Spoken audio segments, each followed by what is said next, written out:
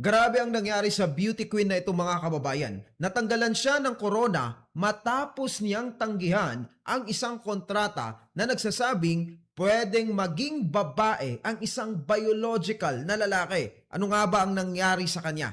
Tara at alamin ang buong kwento. Isipin mo, ilang buwan kang nagkahanda para sa isang pangarap. Nag-training ka, nag-practice ng pagsasalita, naglaan ng napakahabang oras at sa wakas, dumating ang araw na inilagay sa ulo mo ang isang korona. Para kay Caleb Bush, naging realidad ang kanyang pangarap nang siya ay makoronahan bilang Miss North Florida 2025, isang preliminary title para sa Miss America system. Pero hindi nagtagal ang kanyang pagkakaroon ng corona. Dumating kasi ang isang kontrata na kailangan niyang pirmahan bilang delegate. At nakasaad sa kontrata ang isang kakaibang definisyon ng pagiging babae. Sinasabi rito na pwedeng maging babae ang isang biological na lalaki. Para kay Bush, taliwas sa kanyang Christian conviction ang nakasaad sa kontrata. Dalawa lamang ang pwedeng mangyari kay Bush. Pipirma siya at mananatili sa kompetisyon o tatanggi siya at posibleng mawala ang koronang pinaghirapan niyang makuha. Pinili niyang huwag pumirma.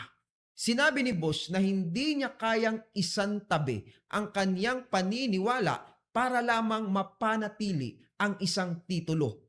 Humingi ang kanyang mga abogado ng pagkakataon na maibalik ang kanyang titulo at payagan siyang gumamit ng amended contract. Ngunit hindi ito pinayagan ng Miss Florida Scholarship Program at Miss America Organization. Dahil dito nawala kay Bush ang Miss North Florida title at hindi na siya nakapagpatuloy pa sa kompetisyon para sa Miss Florida. Pero hindi po dito nagtatapos ang kanyang kwento.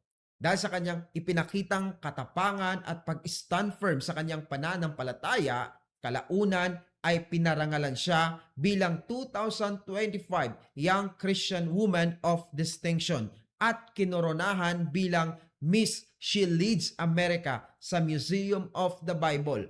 At ang award na ito at ang pagkakilala sa kanya ay nailagay pa sa record ng Kongreso sa Amerika. Ang koronang nawala sa kanya ay maaaring isang titulo lamang. Pero para kay Caleb Bush, naging simbolo ito ng isang mas malaking bagay. At para sa kanya, mas mahalagang manatiling tapat sa Diyos kaysa sa manatili sa corona.